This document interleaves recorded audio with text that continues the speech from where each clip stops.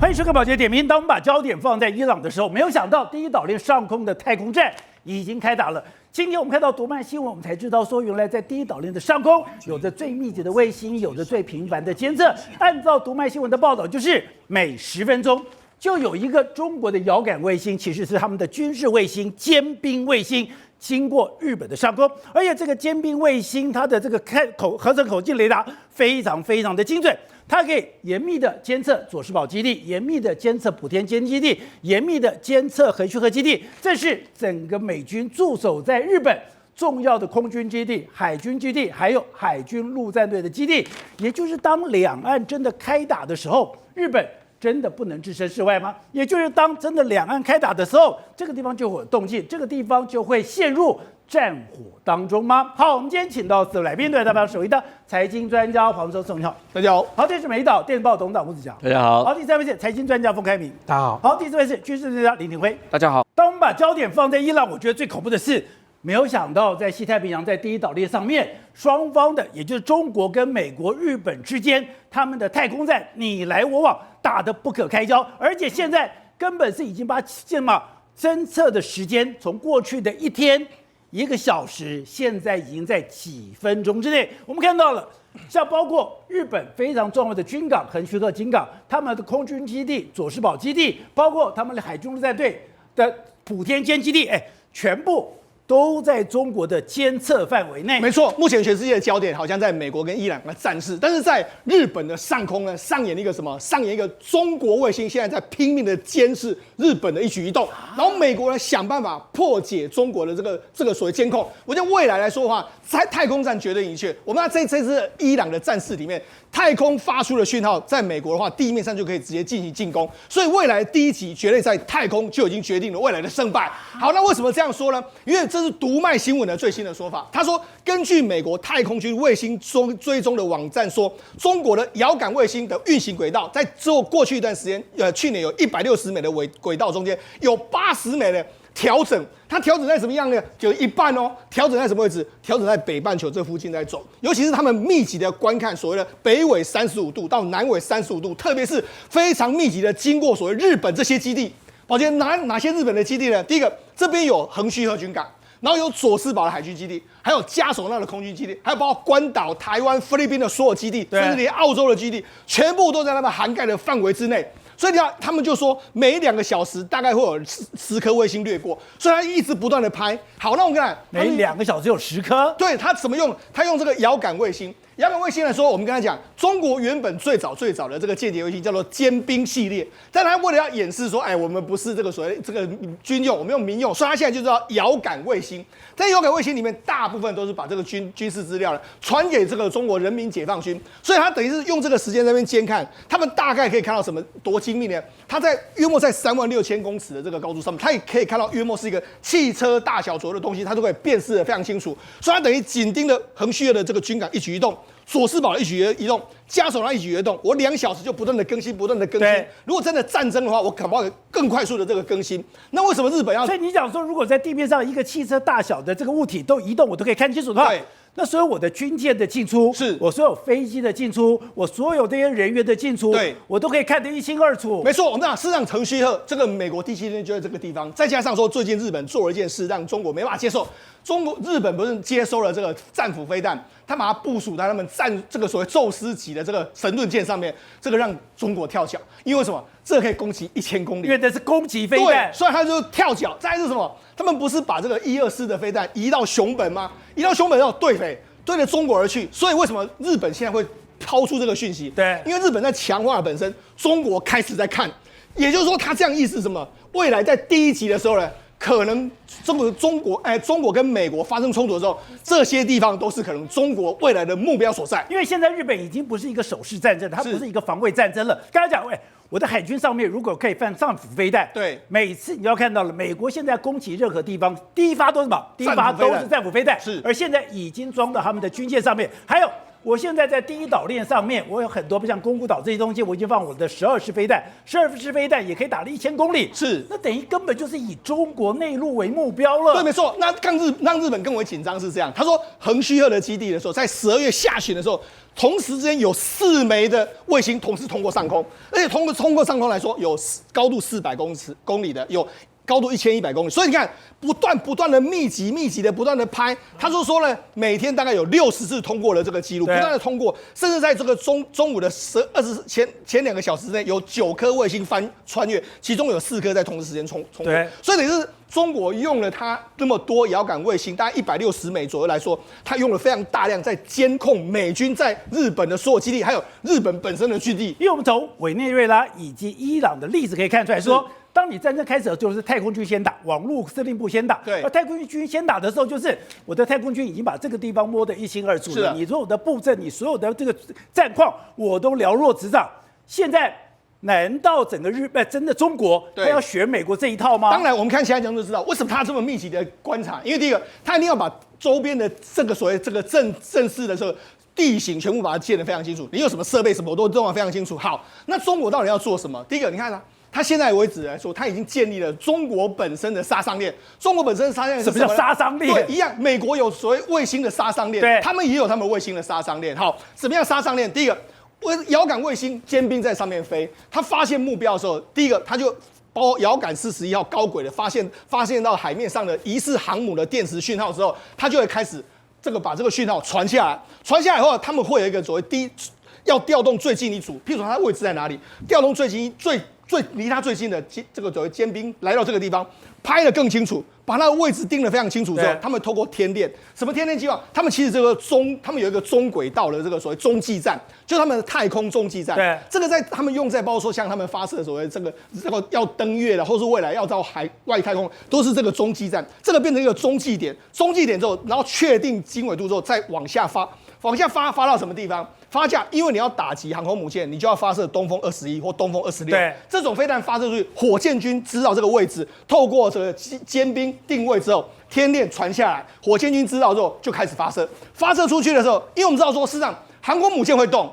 那航空母舰会动，这个尖兵就继续在那边锁定这个航空母舰。航空母舰动的时候，因为我们知道发射出去，它这个是打到外太空去的。然后再下来的时候，它可以透过所谓的它。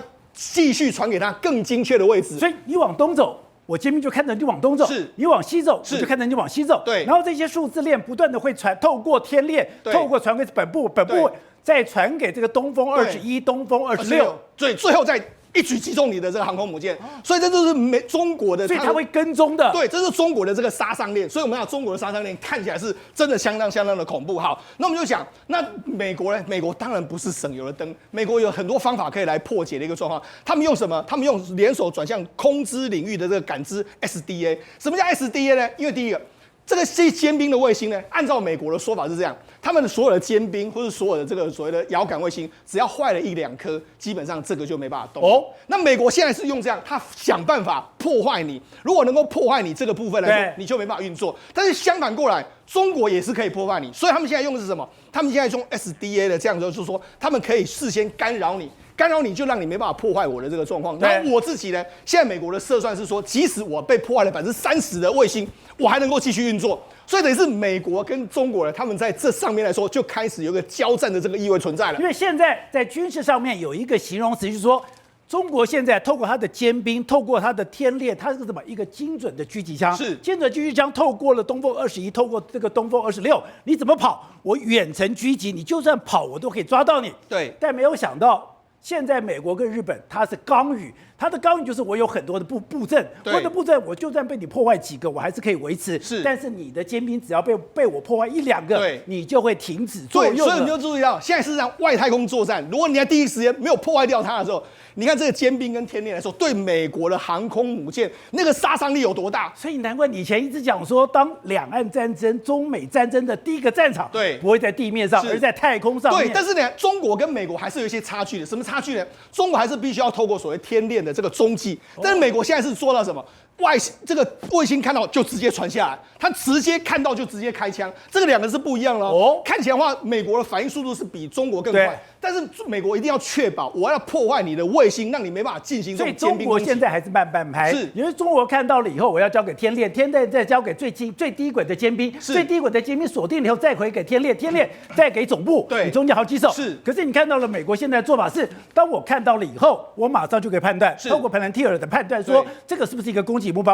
当我确定它是一个攻击目标的时候，我马上发送给最近的攻击单位进行攻击。所以目前为止，如果评估他们两个卫星呢，美国似乎还是略胜一筹。不过我们看中国的确有厉害的地方，你看不是吗？中国在一家 AI 公司呢，它在这个美国对伊朗发动攻击的时候，它不是就说吗？你看我们已经拍照非常多这个飞机，各式各样的飞机，什么 F-22到哪里去，它都知道嘛。所以你可见中国要控制，要看到美国一定不成问题的。对。但是现在问题是，我看到你，你也看到我。谁能够真的快一枪干到你？谁先打到？那才是真正重要。好，所以现在美国有很多方法。第一个，你看美国现在用这个效法 Space， 我们就说嘛 ，SDA 就是坏了几台都没有关系。然后再来就是他们跟三菱跟这个美国要互相合作，他们要开发用美国的这个数据链来对接所谓红外线监测，专门追踪中国跟北韩的这个高速飞弹的这个状况。然后这个日本不是采购了战斧巡弋飞弹，这些飞弹未来可以跟美军的互相的连接之后，杀伤力更加准确，而且搞不好它跟美国连在一起，美国看到的时候搞不好可以发射日本的飞弹。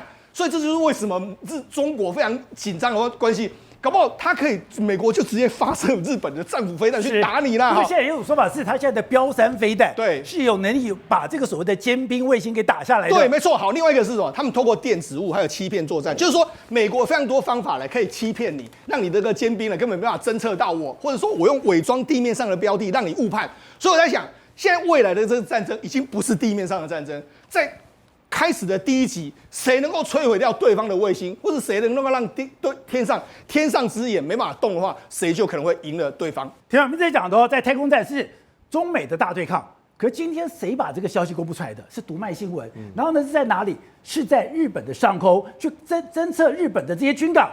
代表这是日本看到的吗？那你说日本能够这么精准的抓到了那个中国的尖兵卫星，这本身也是一个非常大的能力。还有今年最特别的是，日本也成立了太空军，而日本的太空军在今年已经跟美国紧密相连了。对，我们看一下川普1.0的时候，2018年美国就成立太空军，日本是在2020年的时候成立太空军，但是现在来讲，2026年日本的太空军已经变成作战群，它已经不是一个单独的作战的部队而已。那什么意思呢？它现在已经跟美国开始在对接。什么叫对接？因为我们知道说战争期间，中国一定会去搞美国的 GPS， 对。但日本它自己本身现在也研发新的所谓的它自己的卫星，叫做准天顶的这个卫星系统。这准天顶卫星简称叫做 QZS。在 QZS 来讲的话，这样的系统当中，已经在今年的年初，就2026年年初，已经接上了美国的系统，所以也就换成说，现在美国的卫星系统跟日本的卫星系统是结合在一起的。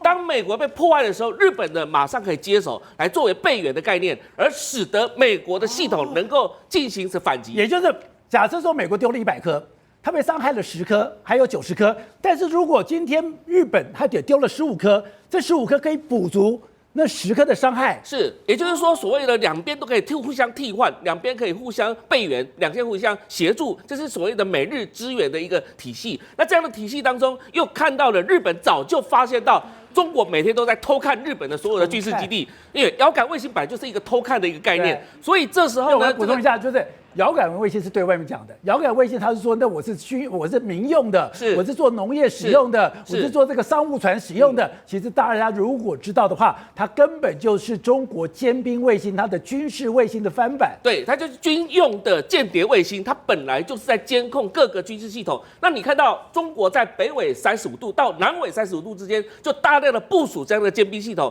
而日本也知道中国在搞这些事情，所以日本它现在是反制它，怎么反制它呢？你看到它在山口县，然后它在冈山这个地方都有部署，比如说相位阵列雷达的相关的雷达系统，还有在这个冈山的部分呢，部署光学的这个所谓的望远镜。这什么意思呢？就当你这个卫星要来的时候，我就制造假象，然后我这是隐蔽，我不让你知道，当你卫星过以后，你拍起来好像就是一片空地一样。对事实上来讲的话，都是他已经了解到你卫星计算好它那个精准度、精准的轨道，而知道你什么时候过来的时候，我的相关的武器就先进动，或是进到什么样对进行掩蔽，等到离开的时候我再出来。也就是中国现在我已经告诉你说，你现在每10分钟会经过我日本的上空，你每10分钟经过日本的上空代表什么？我有10分钟的作业跟欺骗时间。对，所以欺骗时间就是做一个诈欺中国的一种做法。那所以中国现在传回去的所有系统当中都是假讯息、假情报，这个对美日作战来讲的话非常重要。反观美国这边来讲的话，你知道最近 Palantir 它演示了一个2分钟的 AI 的作战的一个体系。对，这2分钟的作战体系怎么作战呢？它不用靠人力再去做判断。为什么呢？过往北约他们在进行卫星系统的这个照片的时候，好几万张的照片都在那边不断的用人工方式去分析到底是怎么样。但现在不是了，现在直接交给 AI 来做情报分析。你看那个演练系统当中呢，第一个在这个区域当中，我先找出最可疑的地方，这个可疑地方呢锁定热区这个地方锁定之后，放大之后开始运用所谓的情报卫星标记的系统当中，整合所有的情报，然后整合所有的这个所谓的优先次序之后，开始寻找，开始找建筑物，开始找车辆，就像我们现在画面上看到的，对，然后开始找这些时候，开始慢慢锁定，锁定完之后，然后你看他锁定了这一排车辆之后，到底哪一台车才是他要攻击的目标？这时候呢，在精准的看到每一台车，对，精准的看到每一台车之后，在运用 AI 的这个情报整合系统当中来讲的话，去做分析，分析完之后，然后就告诉你决策应该攻击哪一台。这时候无人机也好，飞弹也好，就是攻击那一台。而这种精准度来讲的话，不用2分钟之内就可以完全做出来，也就是过往要靠人力的方式，靠卫星，靠整个系统来做人工判断，现在全部交给 AI，所以你这个就是软体的系统的功能。我不是只有硬体很厉害，我不是说只有空中对接的能力很厉害，不是说我的尖兵的合成口径雷达看得非常精准之外，现在美国最厉害的部分就是因为 Palantir 进来了，所以我可以在最短的时间内用 AI 做计算，这种的这个大数字的计算是中间的差距。对，这个就是所谓的简称一个名词叫做战场透明化。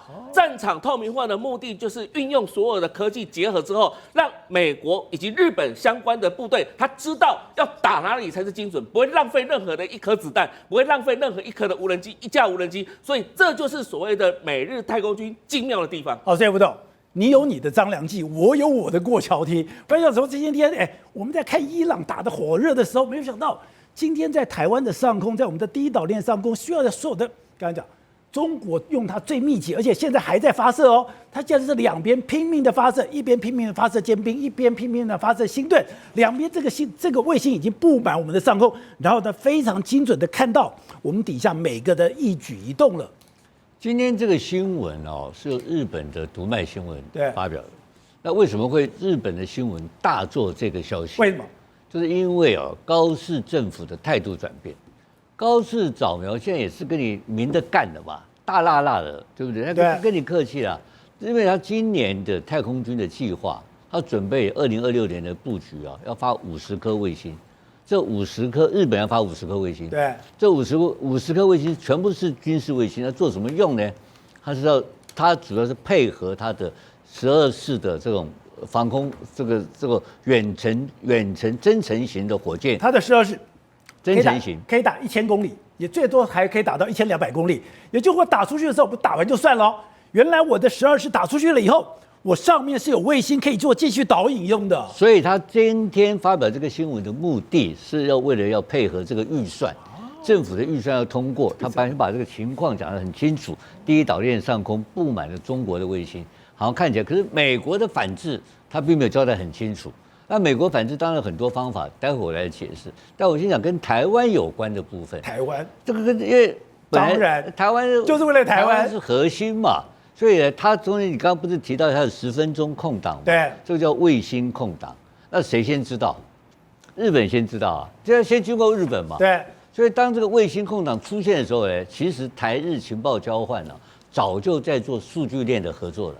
所以他马上就把他的这个的卫星的特征啊，这第一个有10分钟空档通知我们，对，通知我们，我们用10分钟，他来干什么？他经过台湾上空的时候，就是我们本来的这个我们的雄3、雄2的这种火箭发射车，这些发射车，通通变换阵地，看一来的时候是空地了嘛。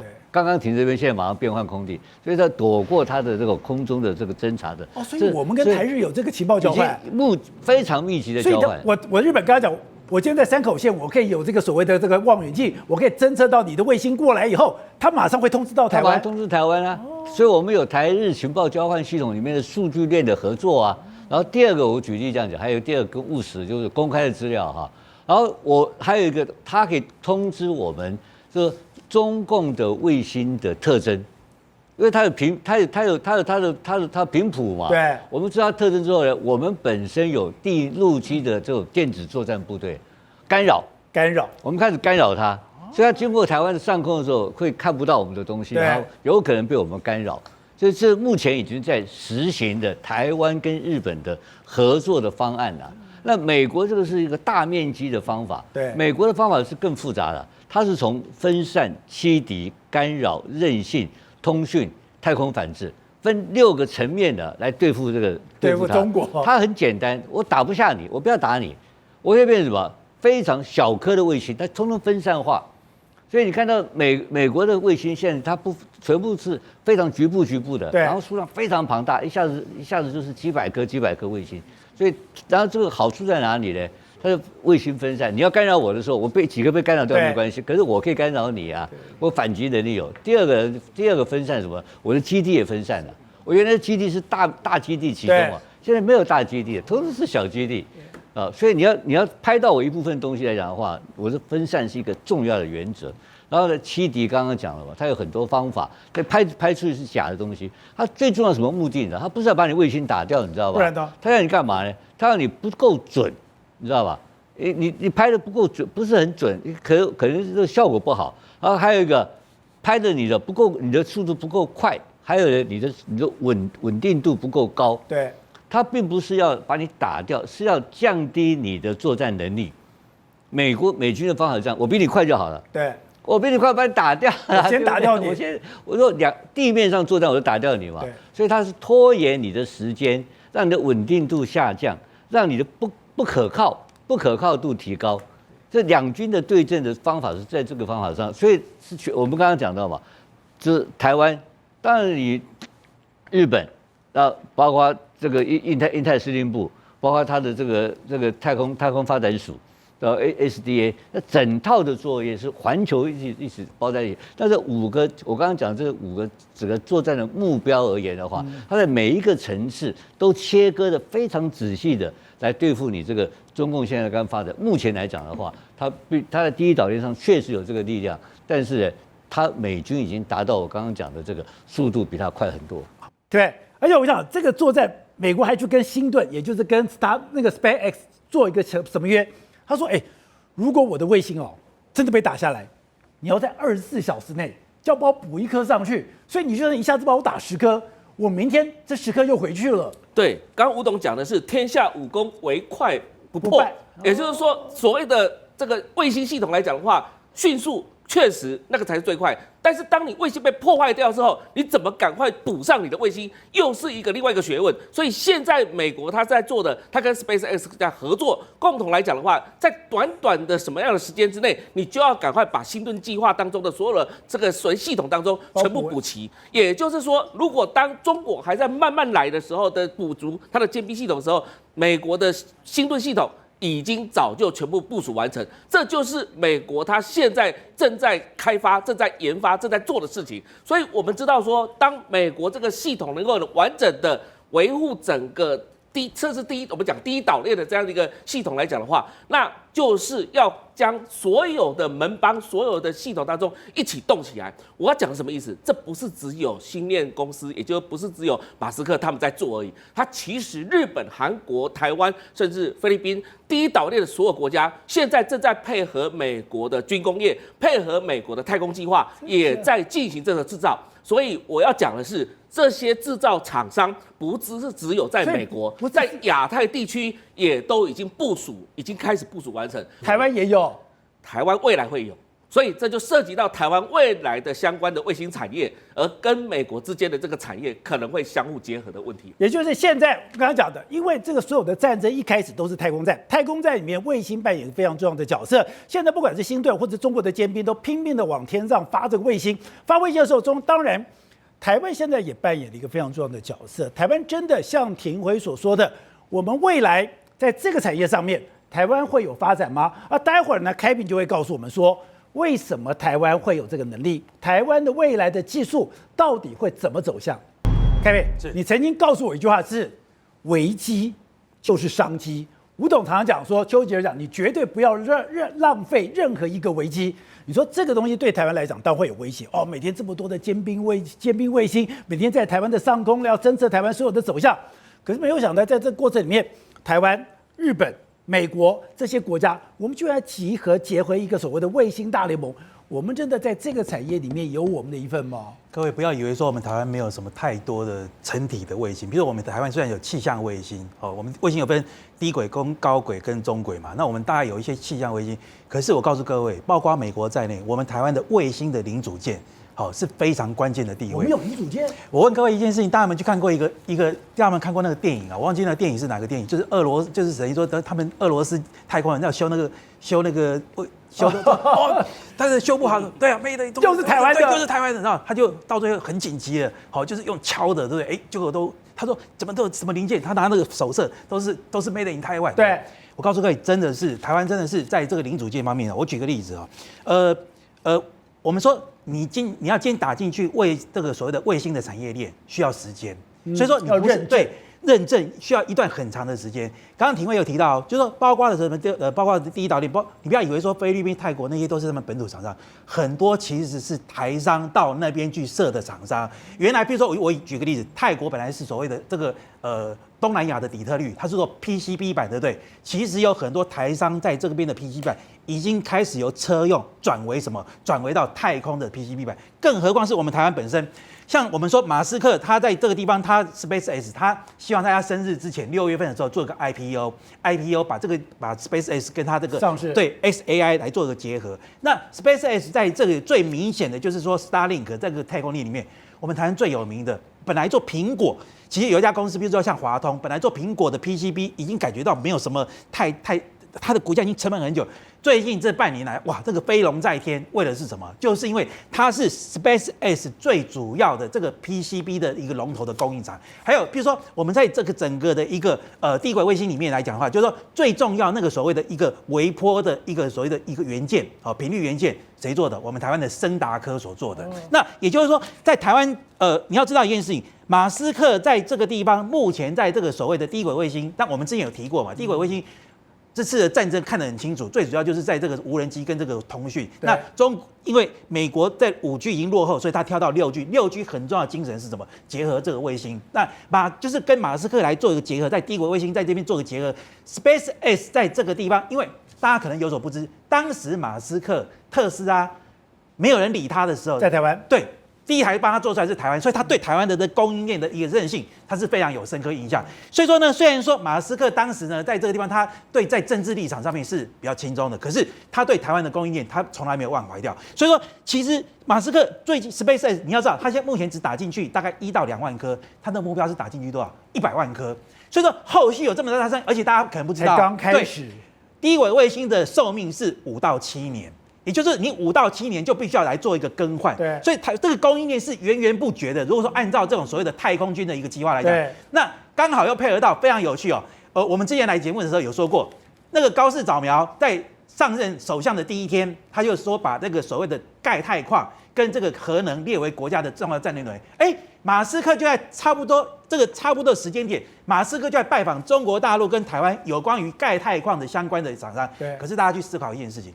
川普会容许你把红色供应链弄到低轨卫星、弄到太空上？不可能。所以说，马斯克这个到中国到拜访归拜访，但是到最后呢，我相信台湾的贡献，对，因为我们台湾在低轨卫星上面，除了我们所有的硬体，包括 PCB， 包括了工业电脑哦，包括了这个所谓的一个射频元件，还有包括我们地面更是强劲，我们地面的网通设备几乎是台湾占了80%-90%。对，那可是呢，在太空上面这一块来讲的话，我们台湾有没有利基？有，而且有个非常大的新的利基，也就是说。今天低轨卫星在太空上面要能够运行的漂亮，5到7年，你的那个所谓的太阳能板。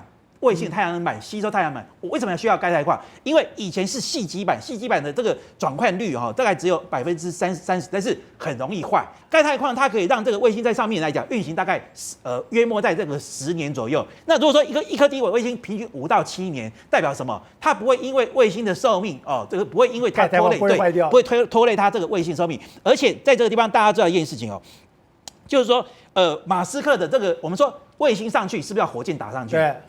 火箭拿去，我们台湾每次发射卫星都是要到拜托澳洲，拜托日本其他国家帮我们发射上去。马斯克的猛禽是火箭最厉害是什么？可以回收。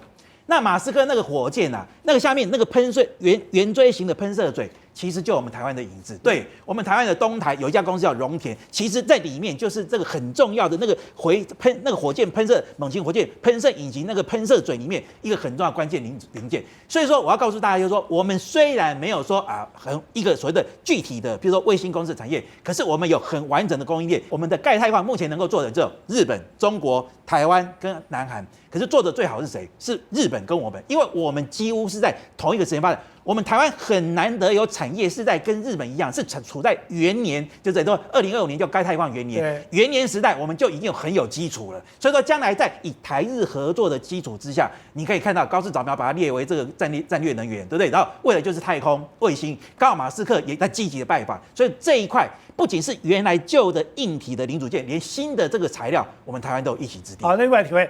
刚才讲，现在中美的战争是无处不是战争，上穷碧落下黄泉。刚刚讲的太空的这个战争，但我们的太空中心就扮演一个非常重要的角色。另外一个，我没有想到说，最近智利都反了。智利本来有时候我看了新闻说，那是因为樱桃本来90%卖给中国，中国现在价格不好，所以他们觉得不爽。所以你说它才不是这样子，樱桃只是一个借口，只是一个幌子。原来最关键的是中间的锂矿就牵扯到电。还有中间的海底电缆，你说这个战略战争在2025的美国战略报告里面已经讲，西太平洋门罗主义，美国的后花园不可以让中国来插足。现在刚刚讲委内瑞拉已经拿回来了，巴拿马已经拿回来了，接下来变成智利了。对，智利就是川普下一个目标，而且现在进行式已经在做了。为什么呢？因为他现在的总统已经就任了，叫卡斯特他是右派的，跟川普的政治理念完全是一样的。那除了卡斯特上台之后呢，其实更重要的是一个东西，就是刚刚你提到的锂矿的部分。他现在讲求的叫民主锂矿，他们一个概念锂矿都有民主，对，叫民主锂矿。什么叫民主锂矿？他说我今天如果卖锂矿给中国，那个只是要赚钱而已；但是如果锂矿卖给了美国跟欧美国家，那个是可以确保我的国家安全以及高科技产业的发展。所以不只有赚钱而已。所以现在他的民主锂矿里面牵扯到一个很重要的事情，就是他的电池计划，他要把中国的势力赶出去。所以他现在已经转而不卖锂矿给中国，而不卖了。现在因为中国制造电池，它就是一个大国，他现在要制造电池的话，为什么不由智利自己来制造电池呢？而这里制造电池呢，就由马斯克除了在墨西哥的这个所谓的制造这个特斯拉的这个中心之外，他现在马斯克也计划到智利去弄一个所谓的电池的一个所谓的计划中心，也就是说，你生产锂，我干脆在这个地方生产锂电池。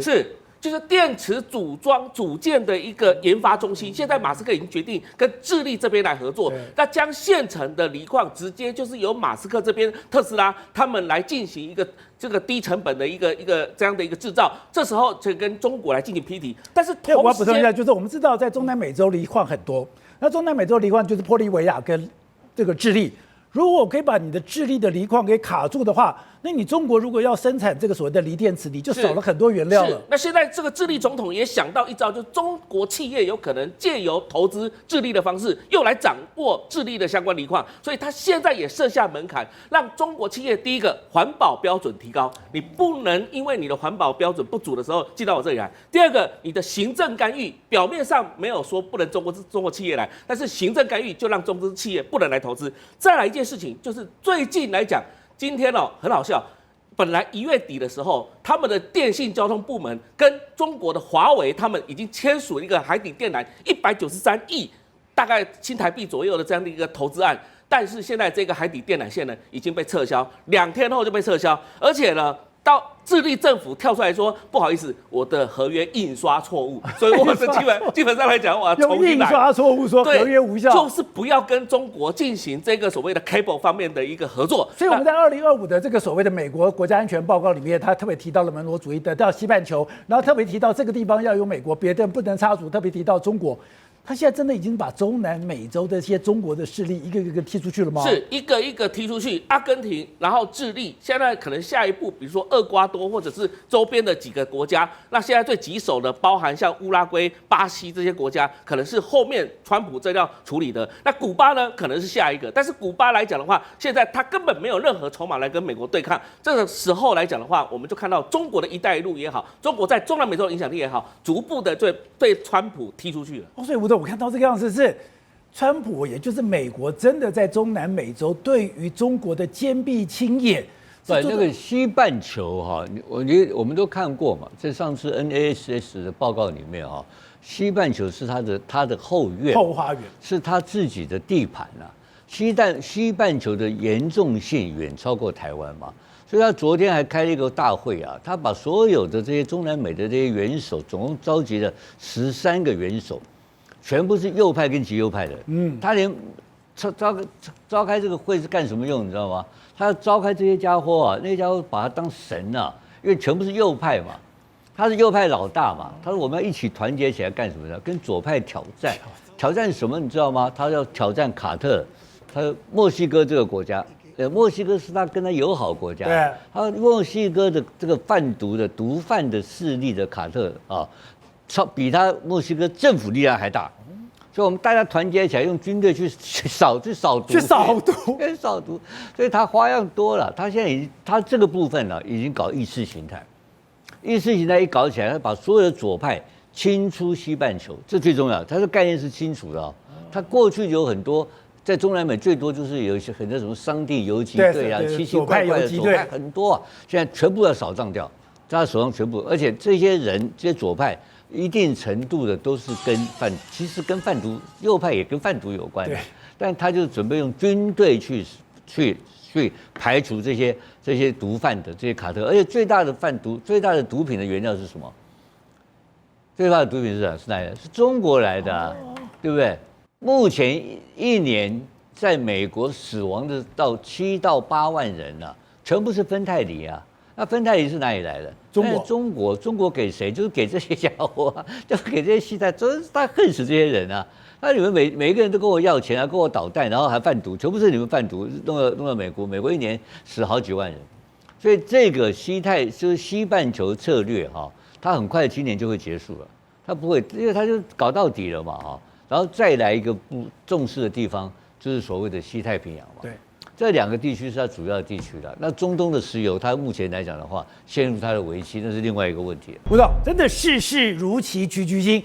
本来以为说3月31号2大国有川普跟习近平要见面，2个大国的元首见面，可以让这个世界的局势稍稍的稳定下来。但川普又发飙了，川普人讲，你中国如果不来护航这个哈尔木兹海峡，90%油是从那过去的，90%的油这个安全应该是跟你中国有关，跟我美国有什么关？这个油我只有占2%，占3%，占2%就要我美国海军来负责，天底下没有这种事。所以呢，你如果中国不来护航的话，我不跟你开川习会了。打出这一招我也吓一跳，停掉川习会，川习会已经通通那个布局全部都好了，安全等等所有的空中海上全部都弄好了，他老大说不去就不去了，拿这个来恐吓。我没有想过，因为一般不是说是王毅用川习会来恐吓老美嘛？对，现在变成老美去恐吓老中。这个主客意味了。这个川习会对习近平这么重要吗？这个川习会如果开不成的话，习近平会受到伤害吗？他不是为了川习会，他讲完川习会是卡康准备翻脸啊！如果你中国会反应吗？不会反应啊！你讲你的，我不会理你嘛，当作没听到嘛，没听到他怎么办？他就动手了。他动什么手？他动哈尔科岛，他就动了，他怎么会不动呢？以美军的力量，他怎么可能要去打伊朗？不知道有这个荷鲁斯海峡这个问题。对，他们都准备了40年要拿伊朗了。他们什么样沙盘推演都推演完了，几公里那怎么护航怎么搞，通通都有，而且每一个国家都私下在跟伊朗谈判了，法国也去谈了，英国也去谈了，这欧洲国家都私下去跟伊朗谈说，我的油轮给我过，这是搞的。可是那这个油轮跟川普什么关系？没有关系。他们一颗油跟他没关系，他是为了他们中东嘛，他是把沙烏地阿拉伯这些家伙铲了嘛，一天有好几百万美金的账进不了嘛，所以他在帮他的中东 partner 解决问题。他卡谁？当然就是要卡中国，卡习近平。那卡习近平我不会理他，不会理他怎么办？他会有后招嘛，他后面招他就有可能动手啊，他有可能就是打他可能不要说打哈尔科岛那个。事情太大条，他在海上封锁可不可以？可以。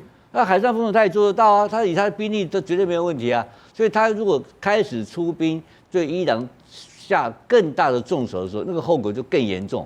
更严重的时候，中国的损失更大。所以我认为他后面有招数。他们本来外面的谣传就是说，在月底之前要结束伊朗战争嘛。对。他最希望就是取得胜利，风光到北京。他这个爱面子是不是希望这样的？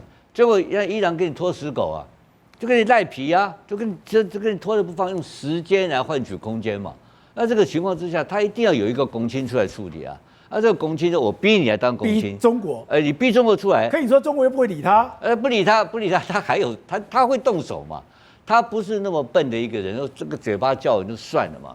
他可能就叫他以色列小弟去在干什么鸟事，你不知道。我最近看到的多恐怖，你知道吗？他最近的杀人方式跟以前的不一样。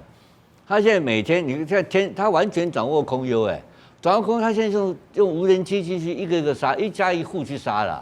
他不是把一个银行给炸了吗？对，把银行炸了以后，他用骇客先进去，搞了几个月。那个是革命卫队的发薪水的银行啊。对，然后革命卫队的那个总司令官啊，从银行账上秀出来啊，他搞了好几亿美金呢，然后他把它公布出来。这革命卫队贪污啊！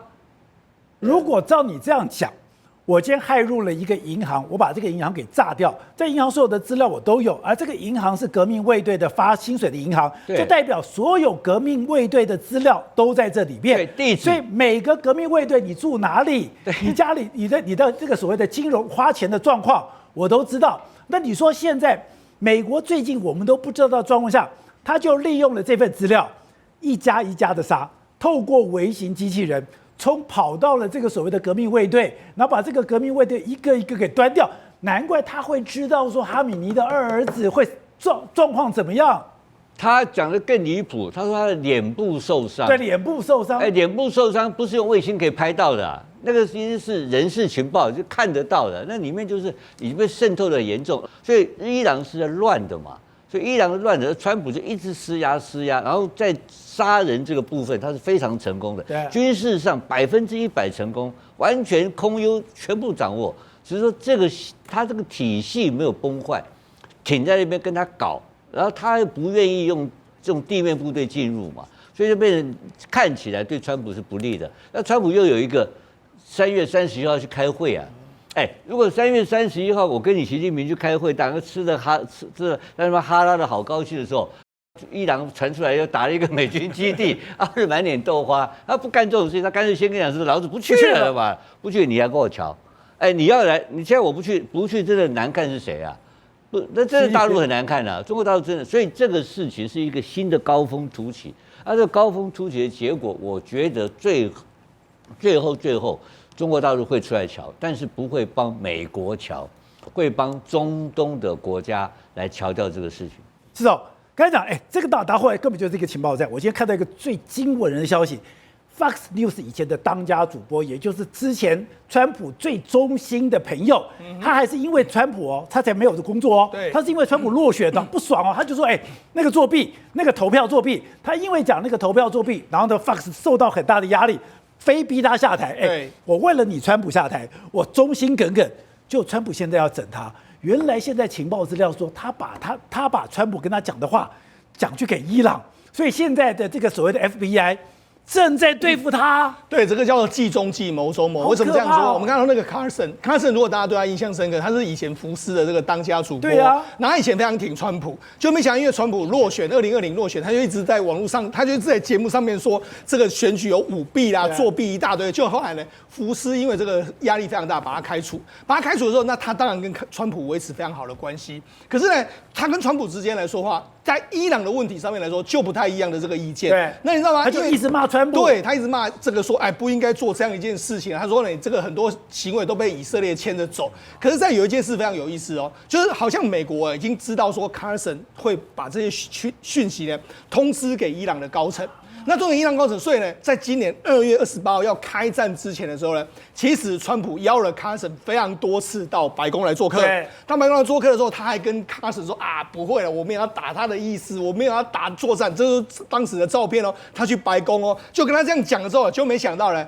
他就认为说 ，Carson 就会把这个讯息 pass 给伊朗，所以 pass 给伊朗之后，这个伊朗方面得到的消息说美国不会打，所以哈米尼是川普的最好朋友讲的，所以哈米尼呢才会大拉拉的在礼拜6的这个早上的时候，在那边开会，在那边吃早餐，然后最后被干掉。所以也就是说，他是一个他连他的朋友都利用了，对他用一个这个计中计的这个状况。那当然，美国现在要调查，为什么？因为事实上这件事表示说，你跟伊朗之间有不为人知的这个交情跟管道嘛。那当然，卡尔森就认为没有问题，因为他目前为止的手机什么相关都被扣查了。现在美国的这个相关的 FBI 呢，他们在调查 ，CIA 在调查，说你到底有没有怎样的一个状况。那卡尔森当然说没有问题，可是你就知道说，事实上卡尔森他应该是被利用了。这个哈米尼之死啊，搞不好他在天之灵应该怪卡尔森才对。不知道，其实今天让我最好奇的新闻是，马英九文教基金会发了一个新闻稿，然后在讲说，萧旭晨已经离开了，跟他以后的言行跟我一点关系都没有。更妙的是说，他说接任的戴霞玲人品端正，操守清廉。你们一直举这干嘛？而且今天萧旭晨不是已经走了吗？你在这个时候等于是捅萧旭晨一刀。萧旭晨2月份就走，他写了，今年2月份已经完成离职交接手续啊，对不对？但是这时候谈了干什么？他个人什么言论行为无关，这个有点警告陶妻的味道，你知道吗？警告陶夫啊，不要这样讲，这个很恶劣嘛，对不对？但是恶劣吗？我现在反过来请教你，宝杰，那这他写这个报告，写这封信，写这封公开函啊，是写给谁看的？写给谁看的？你认为写给谁看吗？写给老公看的。当然写给老公看的嘛，因为会在目前在中南海，台湾最有影响力的人是谁？萧旭晨。马英九第一名嘛，有马习会，这个是一个两岸的最高峰的一个历史的一个成绩。而且现在国民党，你现在要去跟中国做接触的代表人物就是萧旭晨。对，这代表国民党，他的职务叫做国民党副主席，是超高层的。对，而你为什么可以当这个位置？是因为你以前是马英九的人。对，就是因为你有马英九的那个基础，让你推高到这个副主席。现在我把你一句话从头帮你否定掉。然后请问你，这不是否定萧旭晨一个人哦，包括否定你国民党这个系统，你这些交涉过程当中，那为什么他会写这个东西？好，反过来，他一定是有所本嘛。你说他这个系统就是你现在郑丽文去跟中国打交道这个系统，我是整个否决掉。他当然是否定这个，他自证清白嘛。你们现在他很马英九有个好处。他跟中共交往了，他包括带着学生去，整个互动过程当中马英九很干净哦，他一个商人都不接触，他不要跟任何金钱发生关系。但是我们看到萧旭晨这个的说法里面，就必然有商业的行为，而且人品端正、操守清廉，而且是用马英九的名义，他才会这样警告。如果不讲到马英九，我为什么警告你？对。就对方去那边的时候，他一定谈一谈，人家就会马先生好啊，回去帮我问候马先生，好啊，没问题啊，我昨天跟他见面，比如这样讲，哈拉嘛，大家哈拉嘛，这个这边中国人一喝老酒什么乱讲嘛，我跟马先生多少年10几年多好，一直讲一些私人小故事啊，没了，现在没了，对，现在不是没了，现在我告诉你说，我通通知道，你拿我的名义在外面叉嘛。这个是一个全面性否定的开始，那不就毁灭萧旭晨？不止毁灭萧旭晨，他听到的不只是萧旭晨，可能更多。57台每晚9点，宝洁点兵点出全球战略新布局。